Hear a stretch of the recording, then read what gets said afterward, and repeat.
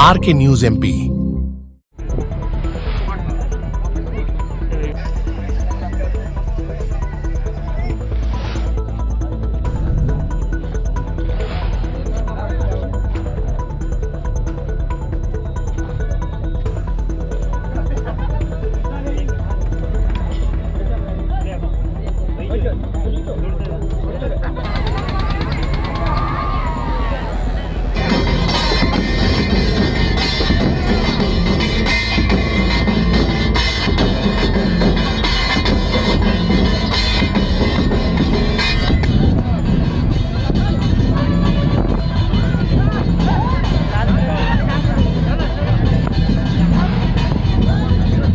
देखिए, ये भोंगरिया हाट है।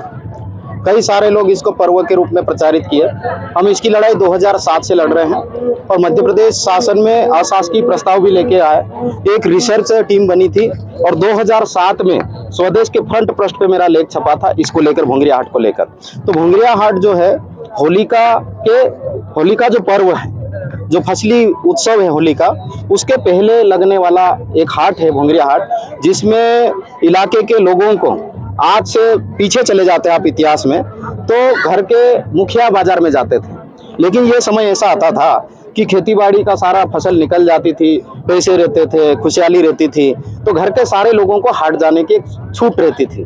तो छकड़ी गाड़ी में बैठ के, बैलगाड़ी में बैठ के लुत्फ उठाते हुए बाजार आते थे और होलिका पूजन की सामग्री, गुड़, दाली, कंगन, खजूर, ये सारी चीजें, नारियल, अगरबत्ती, कंको, सिंदूर, ये खरीद कर लोग जाते थे। और एक जो यहाँ पर उल्लेख करना चाहूंगा मैं कि जब आदिवासी समाज में होलिका के बाद में फाग मांगने की जो परंपराएं हैं, उसको लेके निकलते हैं तो अलग अलग रूप लेते हैं। राहवी है, काली है।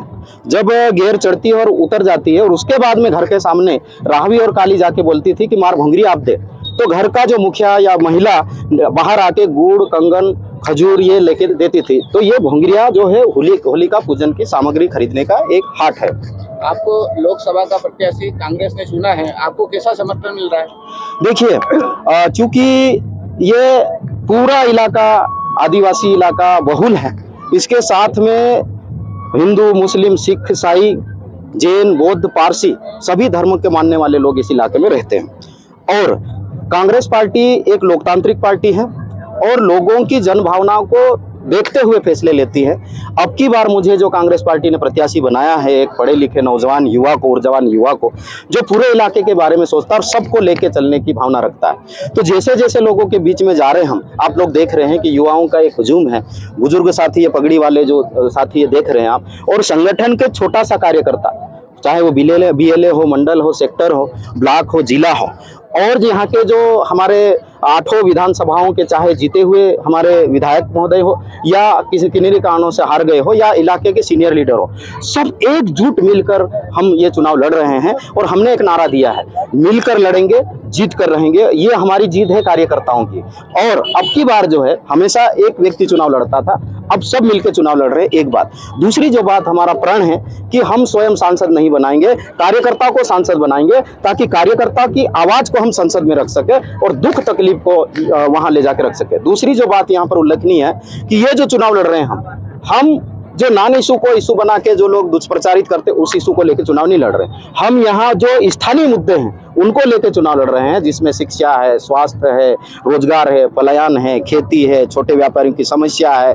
ये जो मुद्दे हैं स्थानीय और जो इतिहास में जो काम नहीं हुए, उन काम को करने को लेकर जनता के बीच में जा रहे हैं और जनता का हमको भरपूर समर्थन मिल रहा है, भरपूर आशीर्वाद मिल रहा है। उससे हम कह रहे हैं, हम कहें कि हम जीत जाएंगे, वो अतिशयोक्ति होती। लेकिन लोग कहना चाहिए, कार्यकर्ता कहना चाहिए कि हम चुनाव जीत रहे हैं, और ये कार्यकर्ताओं के मुख से ये आवाज आ रही है, तो आशीर्वचन हमको मिल रहा है। भाजपा का ये कहना है कि हम विकास के मुद्दे के ऊपर चुनाव लड़ रहे हैं, इसको लेकर क्या कहेंगे?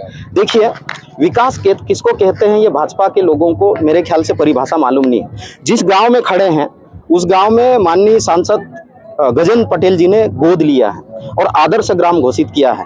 इस गांव में हम कल से आके रुके हुए कार्यकर्ताओं से मिल रहे हैं। कार्यकर्ताओं के बीच में हताशा है, निराशा है, और उन्होंने जो झूठे वादे किए उसको लेकर लोगों के बीच में गुस्सा है। यहाँ पर उन्होंने कहा था पिछली जनवरी में कि फरवरी में आपके मोबाइलों की घंटी बजने लगेगी। 1 साल बाद भी हम मार्च में आए, आप लोगों की घंटी बज रही है क्या?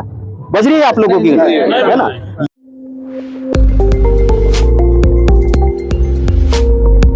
आर के न्यूज MP।